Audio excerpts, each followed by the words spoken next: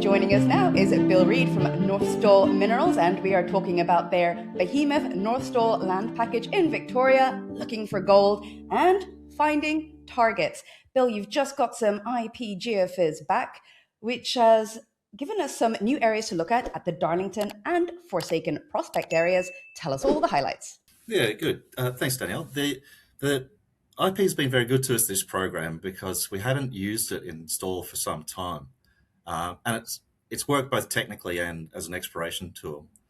So with IP, you push an electric charge, and sorry to any geophysicist who hears this, but you push an electric charge into the ground, and it meets minerals and various minerals in different concentrations and returns a different signature back. So you can make assumptions about what the IP is telling you at depth. So looking at the different prospects down at Darlington, we put a line across that went from Darlington West to the Darlington main line. And on Darlington West, in the western side of the line that we did, there's a very strong IP response at a depth that correlates to where we believe the host rock sits. So that's one of the interpretations of that is exactly where it should be. There's an accumulation of sulfides on that margin.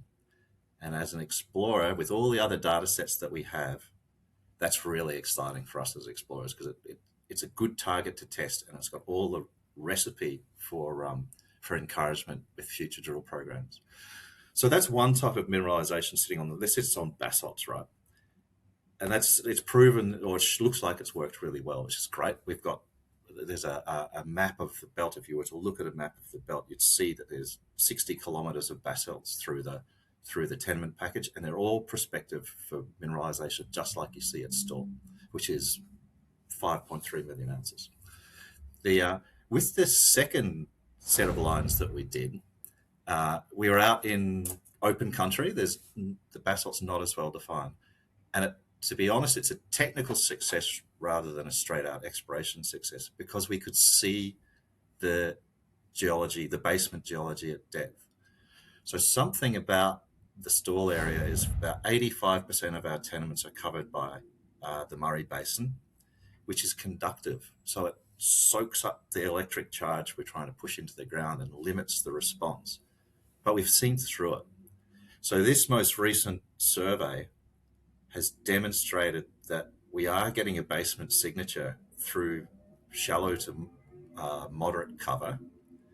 And so now we've got plans to take this technique, or maybe different versions of the technique, and go back to places where we've been curious to use IP but haven't done it in the past, and see if we can get more signals of sulfides at depth. So it's a bit of a stepping stone, that one. But the real exploration success is the result that we got down at Darlington West, which just puts another strain of evidence that says there's something bigger than what we've already identified there already. So, Bill, what does this mean in terms of next steps and when you're taking them? And moreover, do these results alter your course of exploration plans at all? Well, for next steps, it's another arrow in the quiver, I guess. A kilometre of IP, something very good about IP is it's fast and it covers a lot of ground and it's cheap, or cheap enough. So about a kilometre of IP would be about 5 to 15 metres of drilling, depending on who your driller is.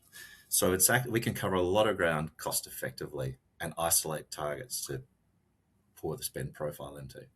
So what it's going to do is let us go back to some areas where we're curious about what might be at depth and just test them a little bit harder before we put a drill rig across it.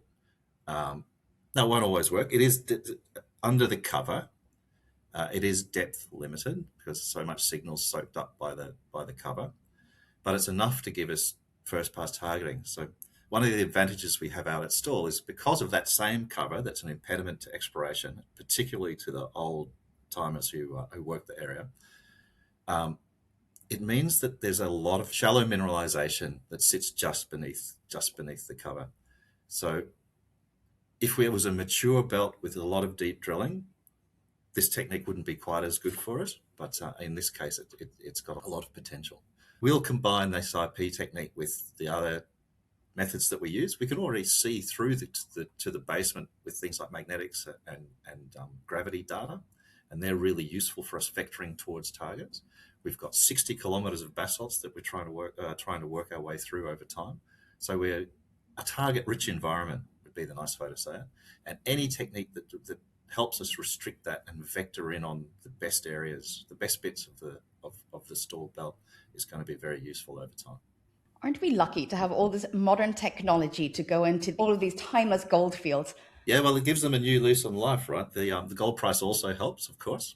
So a lot of, for example, we've got a small resource up to the north. It's only 87,000 ounces at 2.5 grams, called Wildwood.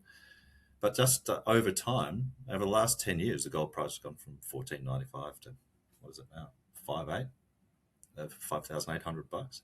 So it's sort of doing some of its own heavy lifting on the way. Now, it's not big enough and it's not grady enough to stand alone in its own right, but it's a very good start, and it demonstrates that there are repeats of Stawell in the belt, and we're just trying to do the hard work to find that next one. Well, Bill, we will be along to help you spread the news of your hard work at North Stawell Minerals. All the best with the rest of the surveys, and we'll be here to learn all about them. Thanks, Danielle. Appreciate the time.